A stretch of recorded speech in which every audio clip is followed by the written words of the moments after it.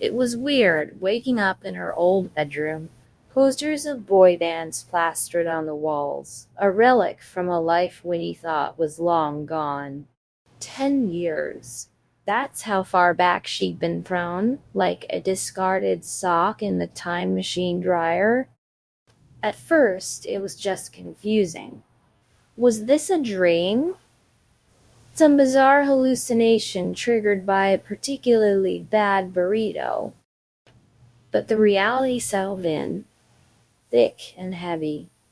Winnie was reborn 10 years into the past, and she remembered everything, including, most importantly, the winning lottery numbers from a few months into this new old life. It felt like a cheat code, this second chance.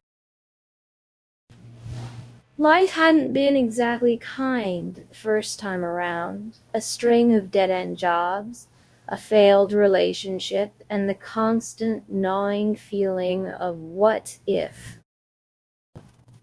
The lottery, though, was Winnie's ticket out. A clean break, a chance to finally live the way she always wanted.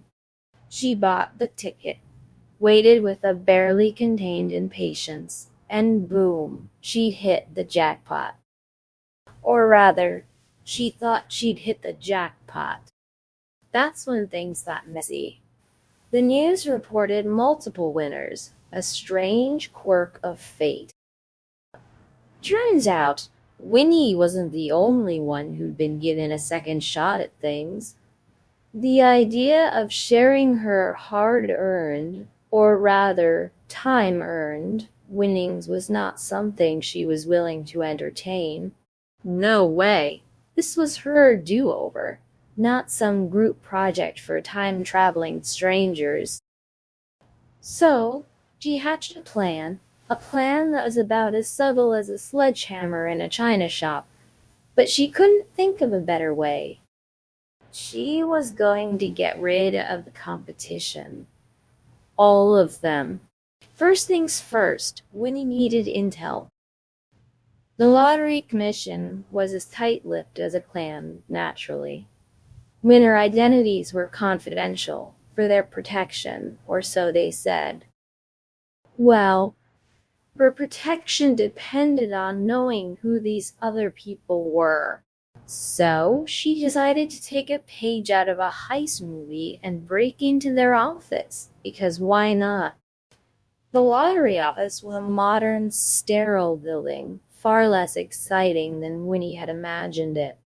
It was eerily quiet at night, the hum of air conditioning the only sound. She managed to pick the lock on a side door with a bobby pin, something she'd surprisingly retained from her delinquent teenage years. Inside, the hallways were dark and maze-like, an obstacle course of cubicles and filing cabinets. She was working her way to the server room when she heard the heavy thud of footsteps down the hall. The night patrol. Her heart pounded against her ribs like a trapped bird. She ducked behind a potted plant, its dry, dusty leaves brushing against her cheek. Thinking fast, she scaled a nearby bookcase, barely managing to pull herself onto the top shelf. She could see the security guard's shadow pass below, and waited with bated breath for what felt like an eternity. The guard passed. She felt a moment of relief, which was immediately replaced with a healthy dose of panic when she realized the bookshelf was on the edge of an open window. She teetered on the edge, praying she wouldn't go careening out of the fifth-floor window. Clutching the metal frame for dear life, she somehow managed to scramble to safety. Finally, she accessed the server she was looking for, her fingers flying over the keyboard. Bingo. The winner list, right there on the screen. 3 other names, 3 targets. The first on the list was a college kid, barely scraping by, according to the records. Easy prey. We found him walking home late one night, headphones in, oblivious to the world. A quick swerve of her car triggered a domino effect that caused some construction materials, precariously stacked along the street, to fall on top of the student, positioned beyond the range of CCTV cameras and timed perfectly to look like an accident. In a flash, the student was down and out, his leg twisted at an unnatural angle. In the chaos of the scene, Winnie grabbed his bag, the one that contained the precious winning ticket. The first piece of puzzle was down. The second winner was a single mom, a housewife with an autistic child. This one tugged at something Winnie thought she'd buried deep down, something resembling empathy. But the greed was a monster, and Winnie couldn't let it slow her down. Winnie found the kid at a local playground, and with alarming ease, she lured him away with a promise of popsicles and cartoon characters. When the mother found her child missing, her screams turned to a desperate call.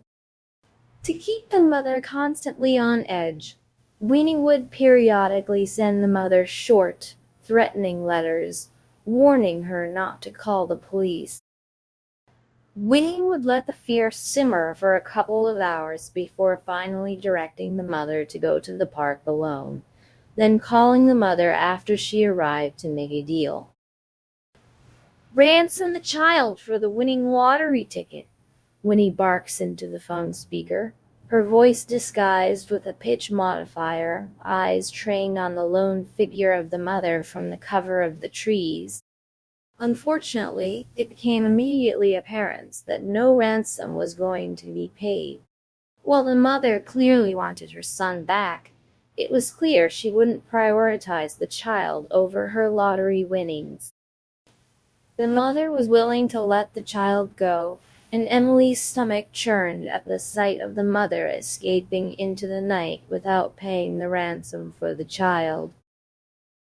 She wasn't expecting it, but Emily still had the child, and the lottery ticket remained out of grasp.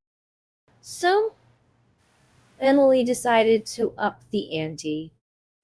She used the kidnapping to create a video, manipulating her young captive into saying things, blaming his mother for being heartless and materialistic for refusing to exchange him for the winning lottery ticket. The video went viral, as videos do, and the single mother became the object of online hatred. She was cyberbullied, harassed, and shamed.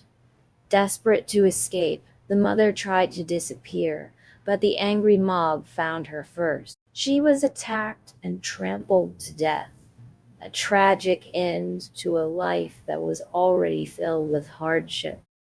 Disguised in the crowd, Emily casually retrieved the bag containing the lottery ticket, never once blinking. The third winner was her ex-classmate from high school. Someone she remembered as a quiet, nerdy kid, but now was the CEO of a security company. A high-value target that required a different kind of plan. He was cautious, paranoid, and armed with resources she could only dream of. Emily watched him for days, looking for a weakness, a crack in his armor, but found nothing. So, she decided to go nuclear. Emily still had the autistic child's remains, which were starting to emit an overwhelmingly foul odor. So she did what anyone else would do. She planted them in her ex-classmate's basement, which she accessed while pretending to be the cleaning lady who regularly came to service the house. Emily then called the press, tipped off the police, putting the ex-classmate in a situation from which he could not escape. The police came, guns drawn. The man struggled, panicked, and for his efforts, he was shot dead by a police officer. The scene was chaotic, but at least the third piece of her puzzle was now complete. With the other 3 targets out of the way, Emily went to the lottery office and claimed her prize. The money was great, as great as one would expect a lottery win to be. She moved into a penthouse, bought designer clothes, ate at fancy restaurants, and never wondered what would have happened if she didn't go through this dark path. The world was hers, and she planned for it to be hers for a long time to come. Or so she thought, because unknown to Emily, the penthouse she occupied would be engulfed in flames only hours after she moved in, after a gas leak caused an unexpected explosion in the floor right below hers. In her past life, the explosion never happened, because her ex-classmate detected the leak as part of a routine security inspection of the premises. Without him, the leak was not detected on time in this life, and karma really went full circle on Emily. The end.